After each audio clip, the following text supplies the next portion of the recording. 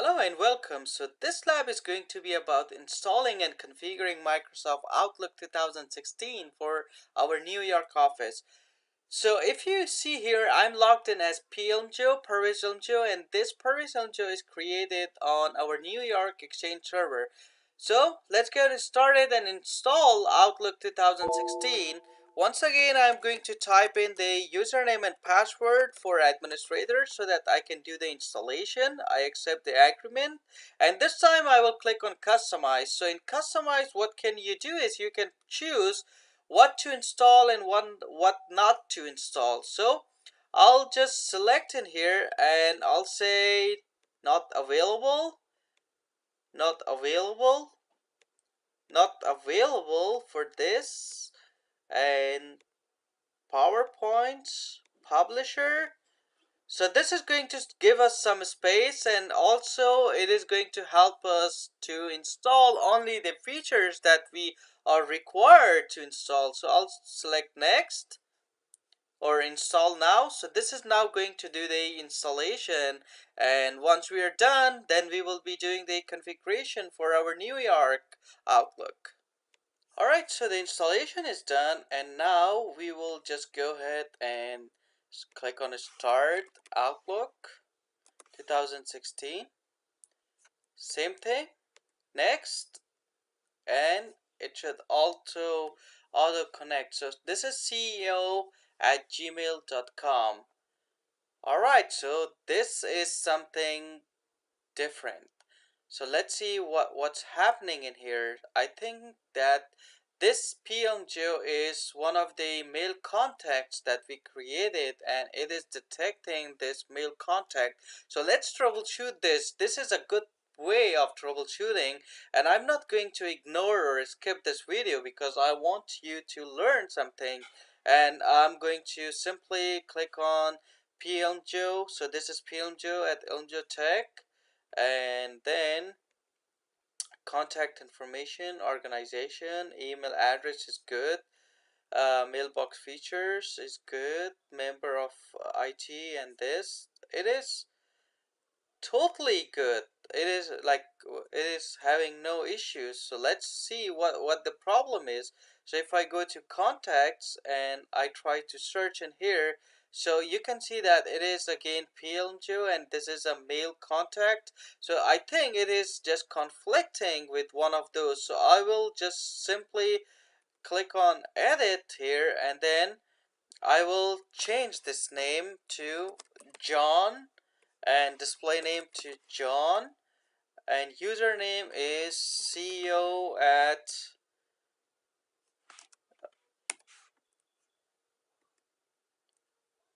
this CEO at ilmjotech.local.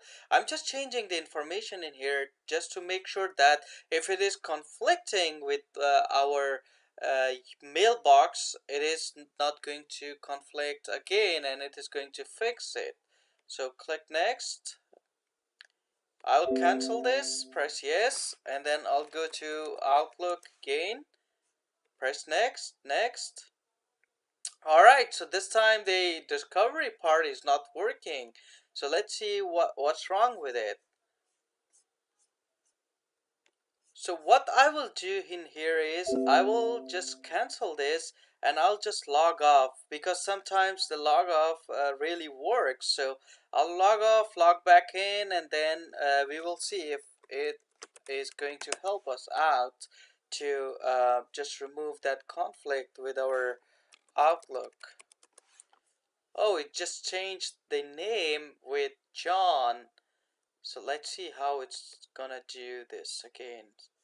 Alright, so it is just like it is prioritizing this contact. So what I'm gonna do is I'm going to delete this mail contact.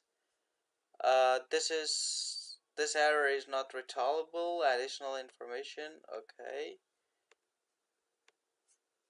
Yes. Okay, now it is not deleting it.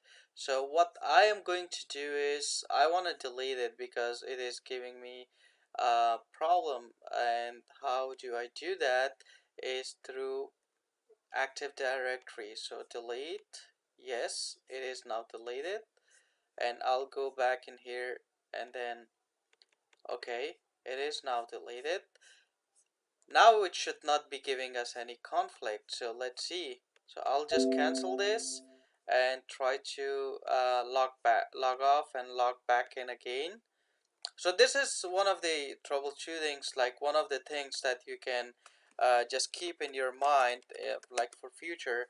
Um, I always like to go in detail and make sure that uh, everyone is learning something and like not skipping everything. And I want you all to learn everything from the scratch. It is searching right now. And if this time it did not work, I'm going to restart this machine and then we will see how it works. Okay, it is not working with the auto discovery. And alright, so I'm going to restart it to make sure that it is going to take effect. It is going to make take effect all those changes that we did. So we just deleted one of those contacts that we had, which was like having the similar name with our mailbox, and it was conflicting. That's why it was just showing us the mail contact address rather than the local elmjotech.local address.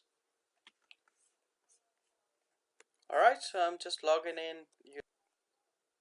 Alright, so I'm just trying to log in as PLMJoe and using my username and password, and I hope that this time it is not going to show us John as a display name.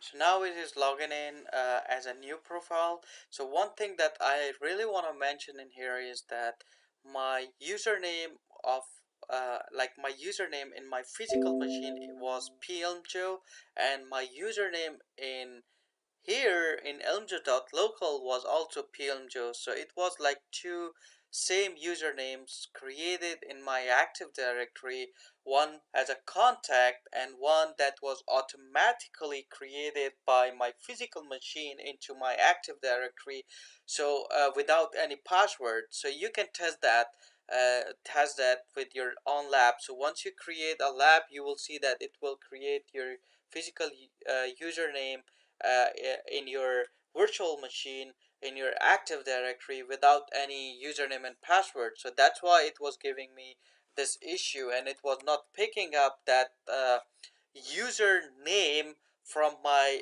domain, like the mail contact. It wasn't picking it up because there was no password on it, and it was just picking up the contact rather than the user mailbox. So I'll click on here and then you can see that it just detected it. So what I did is, I really want to show you, is I went in here and I found that this Paris Ilmjo PLMjo is having the same username in my physical machine and in here too. So this is your user account that is automatically created by your virtual lab or VMware workstation when you create it. So without any password. That's why it was giving me that error. So just wanted to let you know. So now I have it, which is good. I'll press yes on the certificate.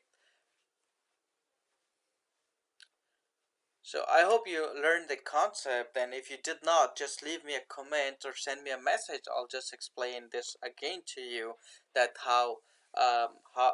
what was the problem with this, and how did I fix it. I can explain that again.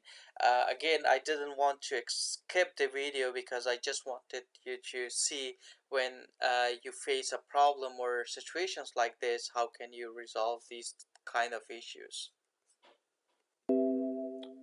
Alright, so one of the other troubleshootings that I want to show you is that it just failed because it is telling me the connection to Microsoft Exchange is unavailable because I forgot to start the New York Exchange server, and when I was just doing the configuration, I knew that the server is off and I didn't start it because I just wanted to show you that uh, how when you reach this step, logging on to Exchange server, where it contacts the Exchange server and the database for PLMJO is in your New York Exchange server. That's why it tells us now that it fails to log in and it cannot find the Exchange server.